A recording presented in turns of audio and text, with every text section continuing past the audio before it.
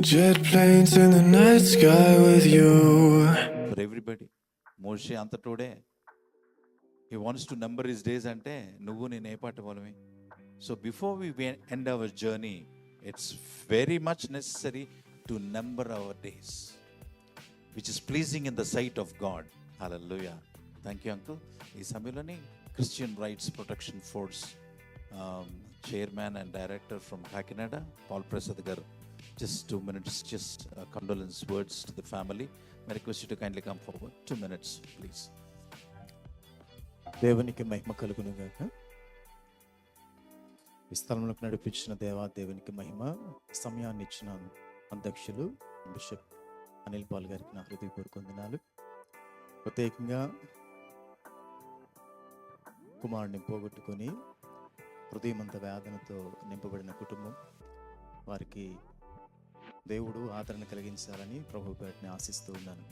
స్థలంలో చేరిన మీ అందరికీ కూడా నా హృదయపూర్వక వందనాలు. సమయం చాలా సంకుచితంగా చాలా తక్కువ ఉంది కనుకనే ఇప్పుడు చాలా విషయాలు, విలువైన విషయాలు మనం వింటూనే ఉన్నాం. ఎవరు చెప్పినా ఏది చెప్పినా ఈరోజు వారి కుటుంబానికి ఒక గొప్ప ఆదరణ, నెమ్మది కలగాలని ఈ స్థలంలో చేరిన మనం ప్రిపేర్డ్. రాబోయే సంఘటనల విషయంలో మన కుటుంబాల్లో కావచ్చు, సంఘాల్లో కావచ్చు, జీవితాల్లో కావచ్చు, జరగబోయే ప్రతి వాటికి మనల్ని మనం ప్రిపేర్ చేసుకోవడానికి ఈ విషయాలు చాలా విషయాలు మనం వింటున్నాం. నేను ఎక్కువ సమయాన్ని పాడు చేయను, కానీ ఒక విషయాన్ని జ్ఞాపకం చేసుకుందాం. మనము మన దైనందిన జీవితంలో, మన జీవితాల్లో చాలా సందర్భాల్లో మనం దేవుని యొద్ద నుంచి ప్రతిదాన్ని అనగా మేళ్ళను ఆశిస్తూ ఉంటాం. ఆనందం కావాలి, ఆశీర్వాదం కావాలి, ప్రభుని నుంచి కావలసిన వాటి అన్నిటి విషయంలో చాలా సంతోషిస్తూ ఉంటాం. కానీ ప్రభు యొద్ద నుంచి వచ్చే కొన్ని, లేక మన జీవితాల్లో జరిగే కొన్ని విషాద సంఘటనలు కావచ్చు, కష్ట నష్ట సమయాల్లో కావచ్చు, కృంగిపోతూ ఉంటాం. యోబు ఈ మాట తన భార్యతో చెప్తున్న మాట ఇది. యోబు గ్రంథం 2వ అధ్యాయం 10వ వచనంలో, మనం దేవుని యొద్ద నుంచి మేలునే అనుభవిస్తామా, కీడును అనుభవించి తగదా అని చెప్పాడు. అద్భుతమైన మాట. నిజమైన భక్తి ఆ మాటలోనే ఉంది. మేలును అనుభవిస్తున్నప్పుడు, కలిగిస్తున్నప్పుడు కలిగించే లేక పొందుకుంటున్న ఆనందాన్ని ప్రభు తీసుకుంటున్నప్పుడు ఎందుకు హృదయంలో వేదన అంటే, జీవితంలో మనం భూమి మీద ఉన్నాం కనుక ఇది సహజం. కానీ భక్తులు చెప్తున్న మాటలు, ఈవెన్ మనం అబ్రహాం గారిని చూసుకున్న దైవజనుడైన అబ్రహాము కూడా తన కుమారుని అప్పగించేటప్పుడు కూడా, బలిగా ఇవ్వడానికి కూడా తను వెనుతీయకుండా ఆ బలిపీఠం మీద తీసుకుని వచ్చాడు. అంటే భక్తి అనేది పొందుకున్నప్పుడే కాదు, ఇచ్చినప్పుడు కూడా ఏకరీతిగా ఉండాలి. మేలును అనుభవించినప్పుడే కాదు, ప్రభు మన మీద ఒకవేళ మన జీవితాల్లో కీడు అనేది అనుమతించినప్పుడు కూడా అదే ధైర్యంతో భక్తి జీవితాన్ని కొనసాగించడమే నీతిమంతులుగా ఈరోజు భూమి మీద దేవుని పక్షాన జీవిస్తున్న జీవితానికి ఒక అర్థమని నేను తెలియజేస్తున్నాను. ఒక విషయాన్ని తెలియజేసి నేను ముగిస్తాను. అది 1975వ సంవత్సరం మార్చి 2వ తారీఖు ఒక టెన్నిస్ ఆడిటోరియంలో అద్భుతమైన ఆనంద ఖేరిలో ఒక వ్యక్తిని నిలబెట్టి వారికి అవార్డు ఇస్తున్నారు. లేక గెలుపొందిన ఆయనకు ప్రైజ్ మనీ ఇస్తూ వారిని చాలా సత్కరిస్తున్నారు, బహుమానాలు ఇస్తున్నారు. ఆయనే ఆర్థర్ యాష్. ఆయన టెన్నిస్ ఛాంపియన్గా, వింబుల్టన్ ఛాంపియన్గా గెలుపొందిన సంవత్సరం అది. ఆయన జూలై 10వ తారీఖు 1943వ సంవత్సరంలో అమెరికాలో ఆయన జన్మించారు. టెన్నిస్ ఆటలో అద్భుతమైన ఆటగాడిగా 75వ సంవత్సరంలో వింబుల్టన్ ఛాంపియన్, అంటే ప్రపంచంలో ఒక్కడికి మాత్రమే దక్కే అరుదైన బహుమానం అని చెప్పొచ్చు, అది ఒక ఘనత అని చెప్పొచ్చు. అలాంటి గొప్ప ఘనతను పొందుకున్న వ్యక్తి ఆర్థర్ యాష్. ప్రమాదవశాత్తు విషాదకరంగా ఒక సంఘటన ఏంటంటే, 1983వ సంవత్సరంలో ఆయన శరీరంలోకి ఎయిడ్స్ రోగి యొక్క రక్తం ఎక్కించబడింది. గుండె హార్ట్ కంప్లైంట్ వల్ల ఆయన హాస్పిటల్లో జాయిన్ చేయనప్పుడు కొంచెం ఆ రక్తాన్ని ఆయనతో ఎక్కిస్తున్నప్పుడు తెలియకుండానే ఎయిడ్స్ రక్తం ఆయనలోనికి ఎక్కించబడింది. ఆ రీతిగా ఆయన ఆ ఎయిడ్స్ రక్తం ద్వారా క్షీణించిపోతున్న సమయంలో హాస్పిటల్లో పెట్టారు ఆయన్ని. హాస్పిటల్లో పెట్టినప్పుడు చాలామంది వచ్చి, స్నేహితులైన వారు, కుటుంబీకులైన వారు వచ్చి ఆయన్ని పలకరిస్తూ ఉన్నారు. విచిత్రం ఏంటంటే ఆయన ముఖంలో ఎక్కడా బాధ లేదు, చెక్కు చెదరని ఆనందంతోనే ఉన్నాడు. శరీరం అయితే క్షీణిస్తుంది కానీ ముఖంలో ఆనందం మాత్రం చెక్కు చెదరలా. తన స్నేహితులు అడుగుతున్నారు, ఏరా అసలు నీకు బాధ అనేది లేదా? నువ్వు ఎంతగానో ప్రేమించే నీ దేవుడు నీకేం చేశాడని ఇంకా దేవుని గురించి ప్రార్థన చేస్తున్నావు, ఇంకా ఎందుకు అలా ఉండగలుగుతున్నావు అని అడిగినప్పుడు ఆయన ఒక మాట చెప్పాడు. ప్రపంచంలో టెన్నిస్ ఆడాలని ఆశ కలిగిన వారు సుమారు 50 లక్షల మంది ఉండొచ్చు. వారిలో ఆడాలనుకున్న వారందరూ కూడా నేర్చుకోలేరు. కేవలం 5 లక్షల మంది మాత్రమే నేర్చుకోగలరు. అలా నేర్చుకున్న 5 లక్షల మంది కూడా వారు ఆడడానికి సర్క్యూట్ వరకు రావాలంటే కేవలం 50,000 మంది మాత్రమే రాగలరు. సర్క్యూట్ యొద్దకు వచ్చిన 50,000 మందిలో వింబుల్టన్ ఛాంపియన్స్ ఆ షిప్కి లేకపోతే ఆ ఆటకు ఎన్నిక చేయబడిన వారు 50 మంది మాత్రమే ఎన్నిక చేస్తారు. అలా 50 మందిలో సెమీఫైనల్స్కి 4, ఫైనల్కి 2, అలాగనే ఫైనల్గా గెలుపొందిన వాడు ఒక్కడు. ఆ ఒక్కడిని నేను గెలుపొందినప్పుడు నా దేవుణ్ణి లేక దైవ సన్నిధిని ఎప్పుడు నేనే ఎందుకు గెలుపొందాను, నన్నే ఎందుకు గెలిపించావు అని అడగల. నా దేవుడు నాకు ఇంత ఘనత ఇచ్చినప్పుడు ఆస్తి ప్రైజ్ మనీగా ఇచ్చారు, ఇంత డబ్బు నాకు ఎందుకు ఇచ్చావు అని దేవుడిని అడగల. మంచి భార్యనిచ్చాడు, బిడ్డలనిచ్చాడు, ఎందుకు ప్రభువా మంచి భార్యను బిడ్డలనిచ్చావు అని అడగలేదు. మంచి ఇల్లునిచ్చాడు దేవుడు, ఎందుకు ప్రభువా ఎంత మంచి ఇల్లు ఇచ్చావు అని అడగలేదు. ఈరోజు ఈ రోగాన్ని ఇచ్చాడు, ఎందుకు ప్రభువా ఈ రోగాన్ని ఇచ్చావు అని అడగను అన్నాడట. ఎంత చక్కని మాట. ఈరోజు మన జీవితాల్లో సంతోషాన్ని అనుభవించడమే కాదు, కష్టాల్లో కూడా ప్రభుతో కలిసి ఆనందించే అనుభవాలు మనలో ఉన్నప్పుడు నిజమైన భక్తి జీవితం. అలాంటి కృప దేవుడు మనందరికీ దయచేయను గాక. ఆమేన్. Thank you.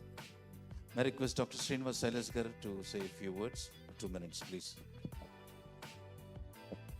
ప్రభు అయిన యేసుక్రీస్తు వారి పుణ్యనామాన పవన్ కుమార్ యొక్క ఆదరణ, జ్ఞాపకార్థ, కృతజ్ఞత కూడిక అని కూడా అంటాను. విచ్చేసినటువంటి మీ అందరికీ, దైవజనులందరికీ, ఈనాటి సభకు అనిలన్నకు, ప్రభు అయిన అలాగే ఇరువురు కుటుంబ సభ్యులకు, స్నేహితులకు, బంధువులకు ప్రభునామాన్ని వందనాలు తెలియజేస్తున్నాను. ఈరోజు దైవజనులు అద్భుతమైనటువంటి మాటలు చెప్పారు. ఒక మాట నేను చెప్పాలి, ఈరోజు ఇక్కడ ఉన్న వారందరికంటే పవన్ చాలా గొప్పవాడు. ఎందుకంటారా, పవన్ గురించి చాలామంది అయ్యో చిన్న వయసులో కాలం చెల్లించాడా, చిన్న వయసులో చనిపోయారు. ఎస్, అఫ్ కోర్స్ మనకు బాధ ఉంటుంది. కానీ ఆయన ఏ వయసులో చనిపోయారనేది ముఖ్యం కాదు. ఎంతమంది సేవకులందరినీ ఒక దగ్గర సమకూర్చి, ఎంతమంది మీ కుటుంబానికి మేము తోడుగా ఉన్నామని ఆయన పంపించే ప్రయత్నం చేశాడు. కాబట్టి మీరేమీ ఒంటరి వారు కాదు. మీరు ఖచ్చితంగా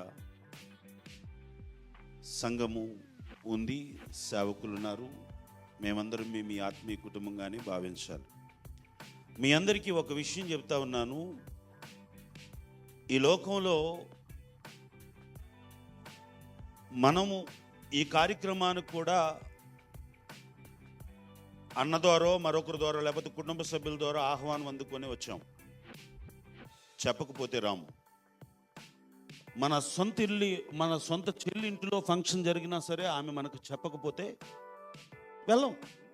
ఒకవేళ నేనే ఆమెకు అన్ననై మా ఇంట్లో ఫంక్షన్ జరుగుతున్నా మా అన్న నాకు చెప్పలేదు కాబట్టి వాడు పేదోడైనా గొప్పోడైనా నా ఆత్మాభిమానం నాకుందని ఆమె రాదు. ఈ లోకంలో పిలవకపోతే ఏ బంధువు రారు, ఏ చుట్టాలు రారు, ఏ ప్రార్థనకు రారు. కానీ ఎక్కడున్నా, ఎప్పుడున్నా, ఎలాంటప్పుడైనా, ఎలాంటి వాడైనా, పేదోడైనా గొప్పోడైనా ఒక రోజు మీ ఇంటి తలుపు తట్టే చుట్టం ఏదైతుందో దాని పేరు మరణం. అది ఖచ్చితంగా అందరి దగ్గరికి వస్తుంది. కారణం ఏమిటంటే దేవుడు పెట్టినటువంటి నిబంధన. దేవుడు మొట్టమొదటి మానవుడిని మట్టితో తయారు చేసిన తర్వాత తనలో ఉన్నటువంటి కొంత ఊపిరిని ఊదాడు. గమనించండి, మొట్టమొదటి మానవుడు తల్లి కడుపులోంచి పుట్టలేదు, మనిషి కడుపులోంచి అస్సలు పుట్టలా, మట్టిలోంచి పుట్టాడు. రెండవ మానవ స్త్రీ అమ్మ దగ్గర నుంచి పుట్టలేదు, పురుషుల్లో నుంచి పుట్టింది. వీరి తర్వాత ఏమైందంటే ప్రియులారా, భార్య భర్తల కలయిక ద్వారా కయ్యూను పుట్టాడు. ఈయన మంచిగా బ్రతుకుతాడు అనుకుంటే మొట్టమొదటి సంతానమే అసలు భార్యాభర్తల కలయిక ద్వారా పుట్టినటువంటి సంతానమే భ్రష్టత్వానికి వెళ్ళిపోయినటువంటి పరిస్థితి. ఈ భ్రష్టత్వాన్ని తీయడానికి మరలా తండ్రి కలయిక లేకుండా స్త్రీ సంతానం ద్వారా యేసుక్రీస్తు వారి లోకానికి వచ్చినటువంటి సందర్భాన్ని మనం చూస్తాం. నేనేమంటున్నానంటే, దేవుడు నిబంధన ఆది కాండంలో పెట్టాడు. మనిషి మట్టి నుంచి తీయబడ్డాడు కాబట్టి మట్టిలోని కలిసిపోవడం తథ్యం. కాబట్టి లేత ముదర ఆ చావు ఈ చావు అని ఉండదు. ఎందుకంటే దేవుడు ఎప్పుడు ఎవరిని పిలిస్తే అలాగ పోవడమే తప్ప ఇంకొక మర్మం లేదు, ఇంకొక మార్గం లేదు. అందుకే అంటాడు గుర్రం జాసువా గారని ఒక కవి, హరిశ్చంద్రుడు అని ఒక రాజు గురించి మాట్లాడుతూ పద్యకావ్యాన్ని రాస్తూ, ఆయన అన్ని దానం చేసి నీతి కొరకు నిలవబడితే ఆయనకి చివరికి వచ్చిన ఉద్యోగం ఏంటంటే శ్మశాన వాటికలో కాటికాపురు ఉద్యోగం వస్తుంది. ఆయన అంటాడు, ఈ చోటనే లేత ఇల్లాలి నల్లపూసల సవురు కట్టులను కరిగిపోయి, ఈ చోటనే ఎంతో పేరుగాంచినటువంటి రాజనరేంద్రుడి యొక్క దేహము ఇది కాబూలు భ్రమరాక్షసి సంబోహం అంటాడు. అందుకని మనందరిమీ చనిపోవలసిన వారమి, చావుని జయించగలిగిన వారు ఎవరు లేరు. ఏమండి, మరణము రుచి చూడక బ్రతికే నరుడెవడు, కలకాలం లోకంలో ఉండే స్థిరుడెవడు. మరణము రుచి చూడక బ్రతికే నరుడెవడు, కలకాలం లోకములో ఉండే స్థిరుడెవడు. చిన్న పెద్ద తేడా లేదు మరణానికి, చిన్న పెద్ద తేడా లేదు మరణానికి. కులమతాలు అడ్డం కావు శ్మశానానికి, కులమతాలు అడ్డం కావు శ్మశానానికి.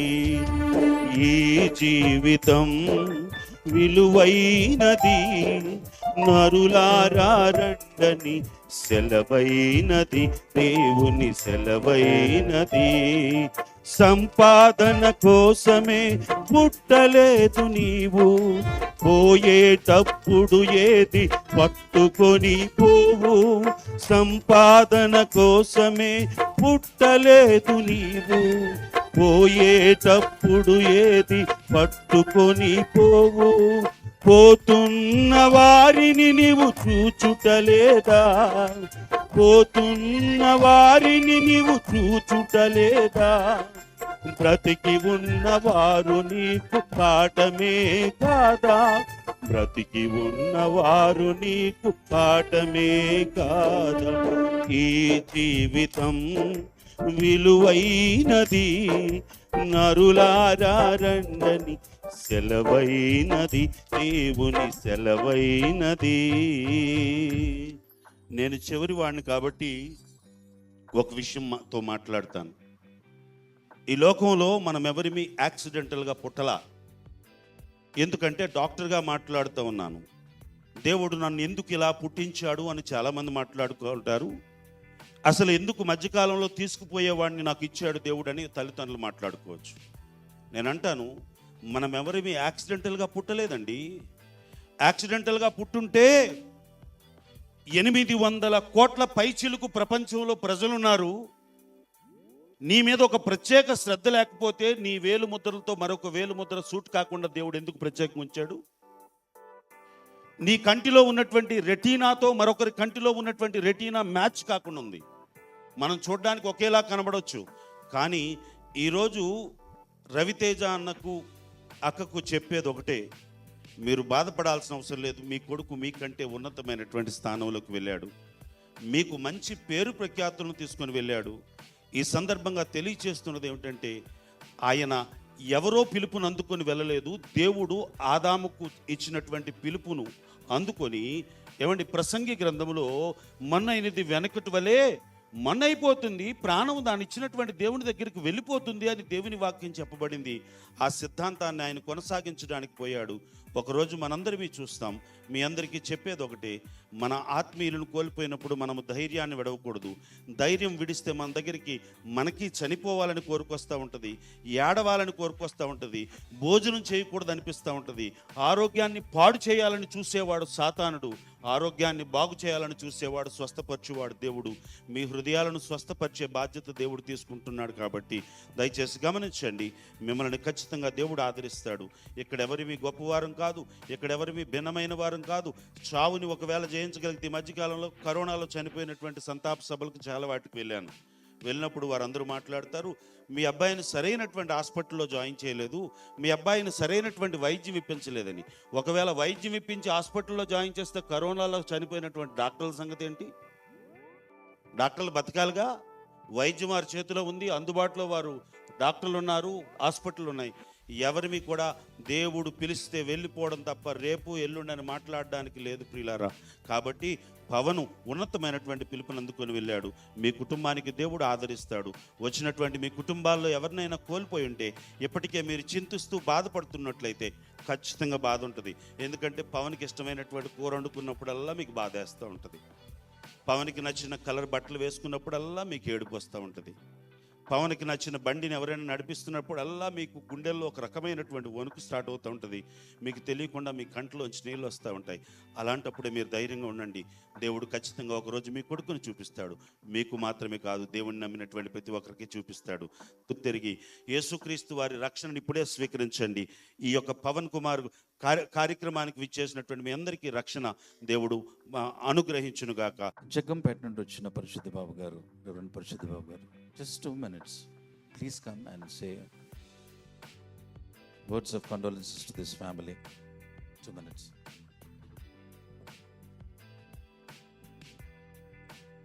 దేవి నామమునకు మహిమ కలుగునుగాక.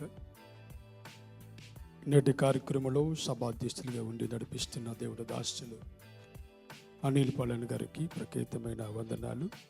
అలాగే నా తోటి దైవజనులకు మీ అందరికీ ప్రత్యేకమైన వందనాలు తెలియజేస్తున్నాను. నిజంగా ఈ యొక్క ఆదరణ కూడికలో ఈ విధంగా పాల్గొనటం, దైవజనులు మా అన్న రవితేజ అన్న మాకు ఆత్మీయ అనుబంధం. నిజంగా చిన్న వయసులో మరి పవన్ కుమార్ మరి దేవుని రాజ్యానికి వెళ్ళిపోవటం చాలా బాధాకరమైన విషయం. ఇర్మియా గ్రంథంలో ఒక మాట ఉంది, జస్ట్ అది నేను వివరించడానికి సమయం కాదు కానీ, ఇర్మియా గ్రంథము 22వ అధ్యాయము 10వ వచనంలో ఇర్మియా భక్తుడి ద్వారా 2 మాటలు అక్కడ సందర్భాలు రాయబడ్డాయి. చనిపోయిన వాని గురించి ఏడవద్దు, వాని గురించి అంగళార్చవద్దు, వెళ్ళిపోచిన వాని గురించి బహురోదన చేయండి అని. నిజంగా మరి మా అన్నను చూస్తూ ఉన్నప్పుడు మనిషిని కోల్పోలేకపోతున్నారు. మరి వజనమ్మ గారు కూడా చాలా బాధగా దుఃఖంలో ఉండిపోయారు. అయితే ఇర్మియాకు దేవుడు ఏం చెప్పాడంటే, చనిపోయిన వాని గురించి మీరు ఏడవ అవసరంలా. ఎందుకు అంటే అక్కడ రోదన చెయ్యండి, అంగళార్చొద్దంటాడు, ఏడవద్దంటాడు, వెళ్ళిపోచిన వాని గురించి బహురోదన చేయండి అన్నాడు. నిజమే, చిన్న వయసులో మరి పవన్ కుమార్ దేవుని రాజ్యంలో ఉన్నాడు. ఏదో ఒక రోజు మనందరం అక్కడికి వెళ్ళవలసిన వారమే, అక్కడ కలుసుకోవలసిన వారమే. కనుక ఏమాత్రం కూడా బాధపడవలసిన అవసరం లేదని ఈ విషయాన్ని తెలియజేస్తూ నా మాటలు ముగిస్తున్నాను.